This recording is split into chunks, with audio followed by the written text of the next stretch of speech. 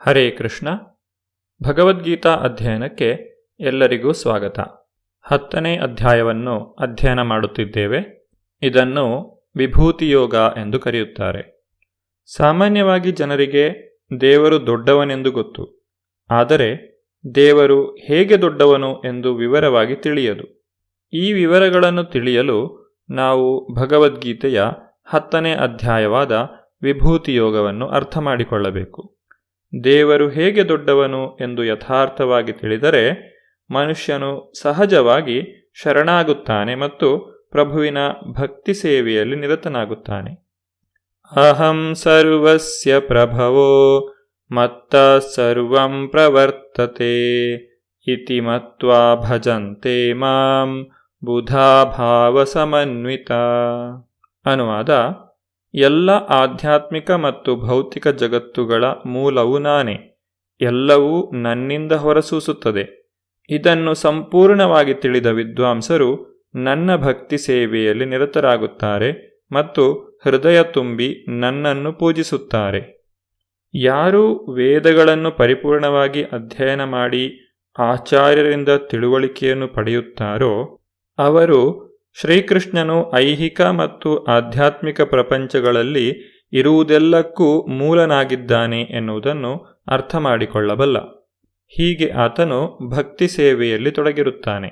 ವೇದಗಳ ತಪ್ಪು ವ್ಯಾಖ್ಯಾನದಿಂದ ಆತನು ವಿಚಲಿತನಾಗುವುದಿಲ್ಲ. ಗೋಪಾಲತಾಪನಿ ಉಪನಿಷತ್ತಿನಲ್ಲಿ ಹೇಳಿರುವಂತೆ, ಯೋ ಬ್ರಹ್ಮಾಣಂ ವಿದಧಾತಿ ಪೂರ್ವಂ ಯೋ ವೈ ವೇದಾಂಶ್ಚ ಗಾಪಯತಿ ಸ್ಮ ಕೃಷ್ಣಃ. ಬ್ರಹ್ಮನಿಗೆ ವೇದದ ಜ್ಞಾನದಲ್ಲಿ ಮೊದಲು ಉಪದೇಶ ಮಾಡಿದವನು ಮತ್ತು ಭೂತಕಾಲದಲ್ಲಿ ವೇದದ ಜ್ಞಾನವನ್ನು ಪ್ರಸಾರ ಮಾಡಿದವನು ಕೃಷ್ಣನೇ. ಭಗವಂತನ ವಿಭೂತಿಗಳನ್ನು ಅರ್ಥ ಮಾಡಿಕೊಂಡಂತಹ ವ್ಯಕ್ತಿ ಸದಾಕಾಲ ಆತನ ಚಿಂತನೆಯಲ್ಲಿಯೇ ತೊಡಗುತ್ತಾನೆ, ಏಕೆಂದರೆ ಅದಕ್ಕಿಂತ ಉತ್ತಮವಾದಂತಹ ಇನ್ನೊಂದು ಕೆಲಸ ಆತನಿಗಿರುವುದಿಲ್ಲ. ಮಚ್ಚಿತ್ತ ಮದ್ಗತ ಪ್ರಾಣ ಬೋಧಯಂತ ಪರಸ್ಪರಂ ಕಥಯಂತಶ್ಚ ಮಾಂ ನಿತ್ಯಂ ತುಷ್ಯಂತಿ ಚ ರಮಂತಿ ಚ.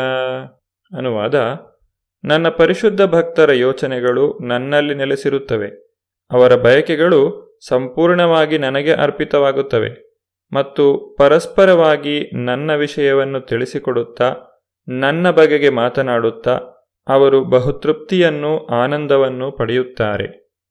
ಒಬ್ಬ ಪರಿಶುದ್ಧ ಭಕ್ತನ ಗುಣಲಕ್ಷಣಗಳನ್ನು ಇಲ್ಲಿ ತಿಳಿಸಲಾಗಿದೆ. ಆತನ ಮನಸ್ಸು ಸದಾಕಾಲವೂ ಶ್ರೀಕೃಷ್ಣನ ಪಾದಕಮಲಗಳಲ್ಲಿ ನೆಟ್ಟಿರುತ್ತದೆ. ಅವರು ಭಗವಂತನ ಗುಣಗಳ ಮತ್ತು ಲೀಲೆಗಳ ಮಹಿಮೆಯನ್ನು ಹೇಳುವುದರಲ್ಲಿಯೇ ನಿರತರಾಗಿರುತ್ತಾರೆ. ಭಗವಂತನ ಭಕ್ತರು ಆತನ ಭಕ್ತಿ ಸೇವೆಯಿಂದ ದಿವ್ಯಾನಂದವನ್ನು ಅನುಭವಿಸುತ್ತಾರೆ. ಆಧ್ಯಾತ್ಮಿಕ ಭಕ್ತಿಪೂರ್ವಕ ಸೇವೆಯನ್ನು ಶ್ರೀ ಚೈತನ್ಯ ಮಹಾಪ್ರಭುಗಳು ಜೀವಿಯ ಹೃದಯದಲ್ಲಿ ಒಂದು ಬೀಜವನ್ನು ಬಿತ್ತುವುದಕ್ಕೆ ಹೋಲಿಸುತ್ತಾರೆ. ಈ ವಿಶ್ವದಲ್ಲಿ ಅಸಂಖ್ಯಾತ ಜೀವಿಗಳಿದ್ದರೂ ಕೆಲವರಿಗೆ ಮಾತ್ರ ಪರಿಶುದ್ಧ ಭಕ್ತನೊಬ್ಬನನ್ನು ಕಂಡು ಭಕ್ತಿ ಸೇವೆಯನ್ನು ಅರ್ಥ ಮಾಡಿಕೊಳ್ಳುವಂತಹ ಸುಯೋಗ ಲಭ್ಯವಾಗುತ್ತದೆ. ಅವರು ಭಕ್ತಿ ಸೇವೆ ಎಂಬ ಬೀಜವನ್ನು ಪಡೆಯುತ್ತಾರೆ. ಒಂದು ಮರದ ಬೇರಿಗೆ ತಪ್ಪದೆ ನೀರೆರೆದರೆ ಅದು ಫಲಿಸುತ್ತದೆ. ಹಾಗೆಯೇ ಪರಿಶುದ್ಧ ಭಕ್ತನಿಂದ ಪಡೆದಂತಹ ಭಕ್ತಿ ಸೇವೆಯನ್ನು ನಾವು ಬೆಳೆಸಿಕೊಳ್ಳಲು ಹರೇ ಕೃಷ್ಣ ಕೃಷ್ಣ ಕೃಷ್ಣ ಹರೇ ಹರೇ, ಹರೇ ರಾಮ ರಾಮ ರಾಮ ಹರೇ ಹರೇ ಎಂದು ನಿತ್ಯವೂ ಜಪಿಸಬೇಕು. ಆಗ ಭಕ್ತಿ ಸೇವೆ ಎಂಬ ಬೀಜವು ಫಲಿಸುತ್ತದೆ. ಭಕ್ತಿ ಲತೆಯು ಬೆಳೆಯುತ್ತಾ ಹೋಗುತ್ತದೆ. ಭೌತಿಕ ಜಗತ್ತಿನ ಆವರಣವನ್ನು ಭೇದಿಸಿಕೊಂಡು ಅದು ಆಧ್ಯಾತ್ಮಿಕ ಲೋಕವನ್ನು ಪ್ರವೇಶಿಸುತ್ತದೆ. ಅದು ಗೋಲೋಕ ವೃಂದಾವನವನ್ನು ಸೇರುತ್ತದೆ. ಭಗವಂತನ ಪಾದ ಕಮಲಗಳಲ್ಲಿ ವಿಶ್ರಮಿಸುತ್ತದೆ. ಭಕ್ತಿಲತೆಯು ಪರಮಪ್ರಭುವಿನ ಚರಣಕಮಲಗಳಲ್ಲಿ ಆಶ್ರಯವನ್ನು ಪಡೆದಾಗ ವ್ಯಕ್ತಿಯು ಸಂಪೂರ್ಣವಾಗಿ ಭಗವತ್ ಪ್ರೇಮದಲ್ಲಿ ತನ್ಮಯನಾಗುತ್ತಾನೆ. ಯಾವ ರೀತಿಯಾಗಿ ಮೀನು ನೀರನ್ನು ಬಿಟ್ಟು ಇರಲಾರದೋ ಹಾಗೆಯೇ ಪರಮಪ್ರಭುವಿನ ಸಂಪರ್ಕವಿಲ್ಲದೆ ಆತನು ಒಂದು ಕ್ಷಣವೂ ಇರಲಾರ. ಶ್ರೀಮದ್ಭಾಗವತಂ ಪುರಾಣಂ ಅಮಲಂ ಯದ್ ವೈಷ್ಣವಾನಾಂ ಪ್ರಿಯಂ. ಪರಮಪ್ರಭು ಮತ್ತು ಆತನ ಭಕ್ತರ ಸಂಬಂಧದ ಇಂತಹ ವೃತ್ತಾಂತಗಳಿಂದ ಶ್ರೀಮದ್ಭಾಗವತವು ತುಂಬಿ ಹೋಗಿದೆ. ಭಕ್ತರು ಭಗವಂತನ ಬಳಿಗೆ ಹೋಗಲು ಪ್ರಯತ್ನಿಸಿದಾಗ ಭಗವಂತನು ತನ್ನ ಭಕ್ತರನ್ನು ತನ್ನ ಬಳಿಗೆ ಕರೆಸಿಕೊಳ್ಳುತ್ತಾನೆ. ತೇಷಾಂ ಸತತಯುಕ್ತಾನಾಂ ಭಜತಾಂ ಪ್ರೀತಿಪೂರ್ವಕಂ ದದಾಮಿ ಬುದ್ಧಿಯೋಗಂ ತಂ ಯೇನ ಮಾಮುಪಯಾಂತಿ ತೇ. ಅನುವಾದ: ನನ್ನ ಪ್ರೀತಿಪೂರ್ವಕ ಸೇವೆಗೆ ಸದಾ ಮುಡಿಪಾಗಿರುವವರಿಗೆ ಅವರು ನನ್ನ ಬಳಿಗೆ ಬರುವುದಕ್ಕೆ ಅಗತ್ಯವಾದ ಬುದ್ಧಿಯೋಗವನ್ನು ನಾನು ಕೊಡುತ್ತೇನೆ. ಇಲ್ಲಿ ಬುದ್ಧಿಯೋಗ ಎಂದರೆ ಕೃಷ್ಣ ಪ್ರಜ್ಞೆಯಲ್ಲಿ ಭಗವಂತನ ಸೇವೆಯನ್ನು ಮಾಡುವುದು. ಅದೇ ಅತ್ಯುನ್ನತ ಬುದ್ಧಿವಂತಿಕೆ. ಬುದ್ಧಿ ಎಂದರೆ ಯೋಚನಾಶಕ್ತಿ, ಯೋಗ ಎಂದರೆ ಆಧ್ಯಾತ್ಮಿಕ ಕ್ರಿಯೆ. ಮನುಷ್ಯನು ಭಗವಂತನ ಧಾಮಕ್ಕೆ ಹಿಂದಿರುಗಲು ಪ್ರಯತ್ನಿಸಿದಾಗ, ಭಕ್ತಿ ಸೇವೆಯಲ್ಲಿ ಕೃಷ್ಣ ಪ್ರಜ್ಞೆಯನ್ನು ಕೈಗೊಂಡಾಗ ಅವನ ಕಾರ್ಯಗಳಿಗೆ ಬುದ್ಧಿಯೋಗ ಎಂದು ಹೆಸರು. ಈ ಬುದ್ಧಿಯೋಗವು ಮನುಷ್ಯನು ಈ ಜಗತ್ತಿನ ಗೋಜಿನಿಂದ ಪಾರಾಗುವ ಪ್ರಕ್ರಿಯೆ. ಬದುಕಿನ ಈ ಮೂಲ ಗುರಿಯನ್ನು ತಿಳಿದಿದ್ದು ಒಬ್ಬ ವ್ಯಕ್ತಿ ಕರ್ಮಫಲಗಳಿಗೆ ಅಂಟಿಕೊಂಡಿದ್ದರೆ ಆತನು ಕರ್ಮಯೋಗದಲ್ಲಿ ಕೆಲಸ ಮಾಡುತ್ತಿದ್ದಾನೆ ಎಂದು ಅರ್ಥ ಮಾಡಿಕೊಳ್ಳಬೇಕು. ಗುರಿಯು ಶ್ರೀಕೃಷ್ಣನು ಎಂದು ತಿಳಿದಿದ್ದರೂ ಆತನನ್ನು ತಿಳಿಯಲು ಊಹಾತ್ಮಕ ಚಿಂತನೆಗಳಲ್ಲಿ ತೊಡಗಿದ್ದರೆ ಅದನ್ನು ಜ್ಞಾನಯೋಗ ಎಂದು ಕರೆಯುತ್ತಾರೆ. ಭಗವಂತನೇ ಜೀವನದ ಮೂಲ ಗುರಿ ಎಂದು ತಿಳಿದು ಆತನ ಪ್ರೇಮಪೂರ್ವಕ ಸೇವೆಯಲ್ಲಿ ತೊಡಗಿದ್ದರೆ ಅದನ್ನು ಭಕ್ತಿಯೋಗ ಎಂದು ಕರೆಯುತ್ತಾರೆ. ಈ ಭಕ್ತಿಯೋಗವೇ ಬದುಕಿನ ಅತ್ಯುನ್ನತ ಪರಿಪೂರ್ಣತೆಯ ಹಂತ. ಭಕ್ತಿ ಸೇವೆಯನ್ನು ಮಾಡಬೇಕೆಂಬ ಆಸಕ್ತಿಯನ್ನು ಬೆಳೆಸಿಕೊಂಡಂತಹ ವ್ಯಕ್ತಿ ತಾನು ಅಷ್ಟೊಂದು ಬುದ್ಧಿವಂತನಲ್ಲದೇ ಇದ್ದರೂ ಸಹ ಭಗವಂತನು ಯಾವುದೇ ಕಷ್ಟವಿಲ್ಲದೆ ವ್ಯಕ್ತಿಯು ಹೇಗೆ ತನ್ನ ಬಳಿಗೆ ಬರಬಹುದು ಎಂಬಂತಹ ದಾರಿಯನ್ನು ತೋರಿಸುತ್ತಾನೆ.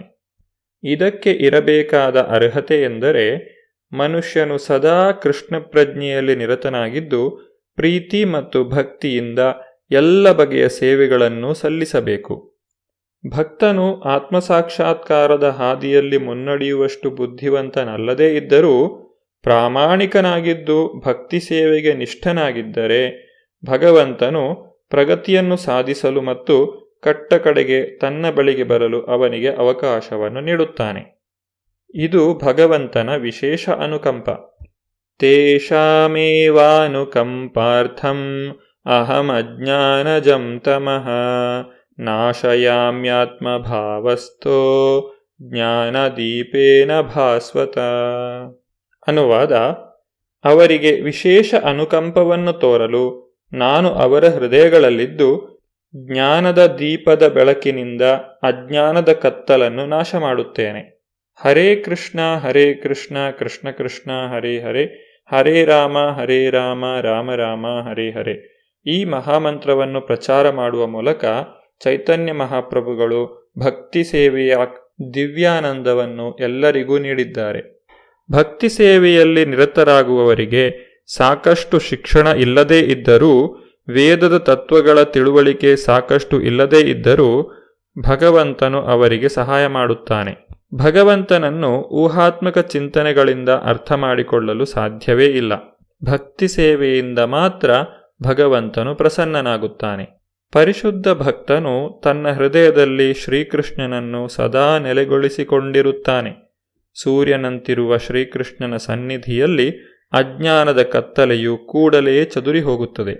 ಪರಿಶುದ್ಧ ಭಕ್ತನಿಗೆ ಶ್ರೀಕೃಷ್ಣನು ತೋರುವ ವಿಶೇಷ ಅನುಕಂಪ ಇದು. ಲಕ್ಷಾಂತರ ಜನ್ಮಗಳ ಐಹಿಕ ಜೀವನದಿಂದಾಗಿ ಮನುಷ್ಯನ ಹೃದಯವನ್ನು ಪ್ರಾಪಂಚಿಕತೆಯ ಧೂಳು ಮುಚ್ಚಿಬಿಟ್ಟಿರುತ್ತದೆ. ವ್ಯಕ್ತಿಯು ಭಕ್ತಿ ಸೇವೆಯಲ್ಲಿ ನಿರತನಾದಾಗ, ಸದಾ ಹರೇ ಕೃಷ್ಣ ಸಂಕೀರ್ತನೆ ಮಾಡುತ್ತಿರುವಾಗ ಈ ಧೂಳು ಶೀಘ್ರವಾಗಿ ಹೊರಟು ಹೋಗಿ ಆತನು ಪರಿಶುದ್ಧ ಜ್ಞಾನದ ನೆಲೆಗೆ ಏರುತ್ತಾನೆ. ಭಕ್ತನ ಎಲ್ಲ ಅಗತ್ಯವನ್ನು ಭಗವಂತನೇ ಪೂರೈಕೆ ಮಾಡುವುದರಿಂದ ಆತನು ತನ್ನ ಪ್ರಾಪಂಚಿಕ ಅಗತ್ಯಗಳ ಬಗ್ಗೆ ಚಿಂತೆ ಮಾಡುವ ಅಗತ್ಯ ಇಲ್ಲ.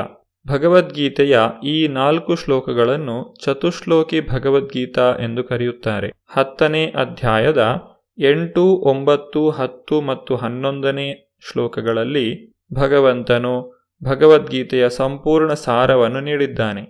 ಅದನ್ನು ನಾವು ಈಗ ನೋಡಿದ್ದೇವೆ. ಭಗವದ್ಗೀತೆಯನ್ನು ಕೇಳಿಸಿಕೊಂಡ ನಂತರ ಅರ್ಜುನನು ತನ್ನ ಅಭಿಪ್ರಾಯವನ್ನು ತಿಳಿಸುತ್ತಿದ್ದಾನೆ. ಸಾಕ್ಷಾತ್ ಭಗವಂತನಿಂದಲೇ ಭಗವದ್ಗೀತೆಯನ್ನು ಕೇಳಿ ತಿಳಿದ ನಂತರ ಅರ್ಜುನನಿಗೆ ಏನು ಅರ್ಥವಾಯಿತು, ಆತನ ನಿರ್ಣಯವೇನು, ಭಗವಾನ್ ಶ್ರೀಕೃಷ್ಣನ ಕುರಿತಾಗಿ ಆತನ ತಿಳುವಳಿಕೆ ಏನು, ಈ ಎಲ್ಲ ವಿಚಾರಗಳ ಕುರಿತಾಗಿ ಮುಂದಿನ ಶ್ಲೋಕಗಳಲ್ಲಿ ಅರ್ಜುನನು ವಿವರಿಸುತ್ತಾನೆ. ಇದನ್ನು ನಾವು ಮುಂದಿನ ಸಂಚಿಕೆಯಲ್ಲಿ ನೋಡೋಣ. ಧನ್ಯವಾದಗಳು. ಹರೇ ಕೃಷ್ಣ.